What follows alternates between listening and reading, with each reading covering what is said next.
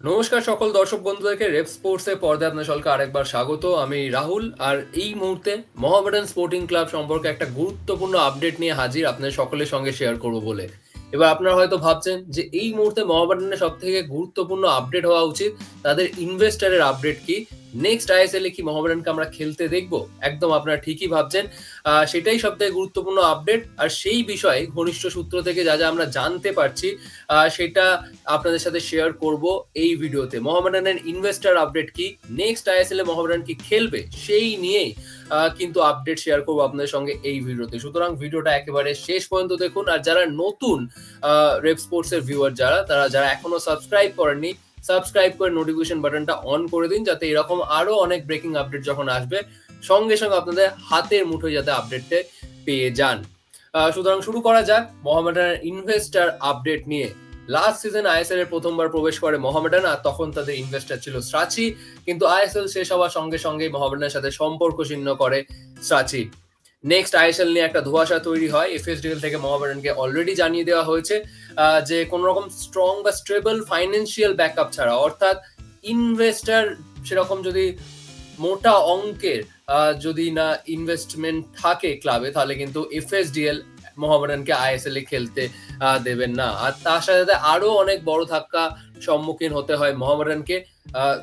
National লেভেলে player transfer ban, AIFF এর থেকে ব্যানের সম্মুখীন হয়েছে মোহামেডান। তার সাথে সাথে ফিফা ব্যানেরও সম্মুখীন হয়েছে। ফিফা ব্যান কেন?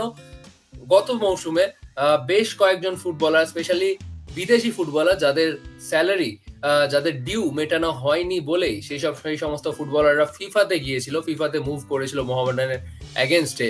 স্পেশালি তাদের হেড কোচ অ্যান্ড্রে চেরনিসভ, তিনিও কিন্তু ফিফাতে গিয়ে কমপ্লেন করেছিল। আর সেই কারণেই ফিফা ব্যানের সম্মুখীন হতে হয়েছে মোহামেডানে। আপাতত মির্জালাল কাসিমোভের যে কেসটা ছিল সেটার কারণে ফিফা ব্যানের সম্মুখীন হতে হয়েছে মোহামেডান। আর এইটা বলতে পারেন আপনারা, আরো অনেক ফিফা ব্যান আসতে চলেছে মোহামেডানে, যার প্রথমতম ব্যানটা হচ্ছে এই মির্জালাল কাসিমোভের কেসটা। আর এরপর আরো হয়তো 2-3টে ফিফা ব্যানের সম্মুখীন হতে হবে মোহামেডানকে, সেটা কিন্তু ক্লাব জানে, আর আমরাও যেটা জানতে পেরেছি।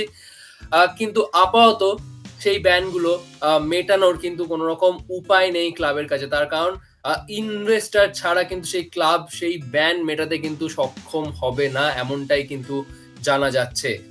এবার এর সাথে সাথেই একটা কিন্তু সুখবর রয়েছে মোহামেডান ফ্যান্সদের জন্য, যেটা শেয়ার করব এই মুহূর্তে। সেটা হচ্ছে অনেকদিন ধরে মোহামেডান কিন্তু নতুন ইনভেস্টরের খোঁজ চালাচ্ছিল নেক্সট আইএসএল এ যাতে মোহামেডান খেলতে পারে। সেটার জন্য কিন্তু তারা তড়িঘড়ি করে নতুন ইনভেস্টরের খোঁজ চালাচ্ছিল। বেশ কয়েকটা ইনভেস্টরের সাথে তারা কথাবার্তা বলেছে, তাদের প্রজেক্ট কিন্তু বেশ কয়েকটা ইনভেস্টরের কাছে তারা পেশ করেছে। এখন এই মুহূর্তে যেটা জানা যাচ্ছে, একজন ইনভেস্টরের সাথে কথাবার্তা প্রায় পাকা। 1 থেকে 2 সপ্তাহের মধ্যে তারা সেই ডিলটা ক্লোজ করে ফেলবে বলে এমনটাই জানা যাচ্ছে। এর মধ্যে থেকে নাম আসছিল ব্রিটানিয়া লিমিটেড কোম্পানির, কিন্তু যা শোনা যাচ্ছে যে ব্রিটানিয়া হয়তো নয়, আরেকটা কোম্পানি যার সাথে কথাবার্তা একেবারে পাকা পর্যায়ে মোহামেডান, আর হয়তো 1 থেকে 2 সপ্তাহের মধ্যে সেই ডিলটা তারা ক্লোজ করে ফেলবে। সেই ইনভেস্টরের সাথেই চুক্তি করে নেক্সট আইএসএল খেলবে মোহামেডান, এমনটাই জানা যাচ্ছে। এবার আপনারা বলবেন তাহলে সেই ব্যানগুলোর কি হবে, সেই ব্যানগুলো থেকে কিভাবে মুক্তি পাবে মোহামেডান। নতুন ইনভেস্টরের সাথে, যেই ইনভেস্টরের সাথে কথাবার্তা বলেছে মোহামেডান, তাদের কাছে কিন্তু তারা তাদেরকে এই কথাটাও তারা জানিয়েছে যে আমাদের ক্লাবে যেই মুহূর্তে ইনভেস্টমেন্ট করা শুরু হবে, তাদেরকে কিন্তু প্রথমে দায়িত্ব নিয়ে যে সমস্ত ফুটবলার গত মৌসুমে যারা স্যালারি পায়নি, ডিউজ পায়নি, তাদের সেই ডিউজ মেটাতে হবে। প্লাস তার সাথে সাথে এই ফিফা ব্যানগুলো কিন্তু তুলে নিতে হবে, এবং তারপর দল গঠনের জন্য তারা ইনভেস্টমেন্ট শুরু করতে হবে, এমনটা কিন্তু তারা জানিয়েছে তাদের ইনভেস্টরদেরকে। আপনারা লাস্ট সিজন যদি আপনারা একটু হায়দ্রাবাদ এফসির কথাটা মনে করে দেখেন, হায়দ্রাবাদের কিন্তু এই সেম কেস হয়েছিল। হায়দ্রাবাদের যে ইনভেস্টর ছিল তারা কিন্তু সরে দাঁড়ায় মাঝ মৌসুমে, আর যে কারণে একাধিক মাস ফুটবলার এবং কোচেদেরকে স্যালারি ছাড়াই কিন্তু খেলে যেতে হয়। আর শেষ মুহূর্তে হায়দ্রাবাদকে কিন্তু এই কারণেই, অর্থনৈতিক কারণে বেশ কয়েকটা কিন্তু ফিফা ব্যানের সম্মুখীন হতে হয়।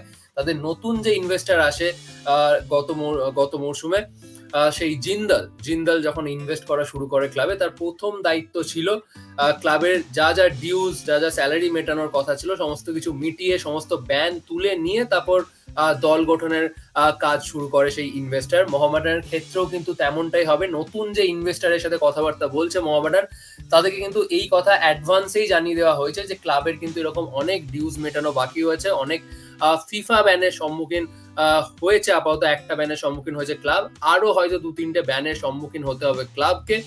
সেইগুলো কিন্তু সমস্ত মেটানোর দায়িত্ব নতুন ইনভেস্টারের, এবং তারপর আগামী মরশুমের দল গঠনের জন্য কিন্তু ইনভেস্টমেন্ট শুরু করতে পারবে নতুন ইনভেস্টার। এমনটা জেনেই কিন্তু নতুন ইনভেস্টমেন্ট শুরু করবে মোহামেডান ক্লাবে। এই কথাগুলোই কিন্তু জানা যাচ্ছে ঘনিষ্ঠ সূত্র থেকে।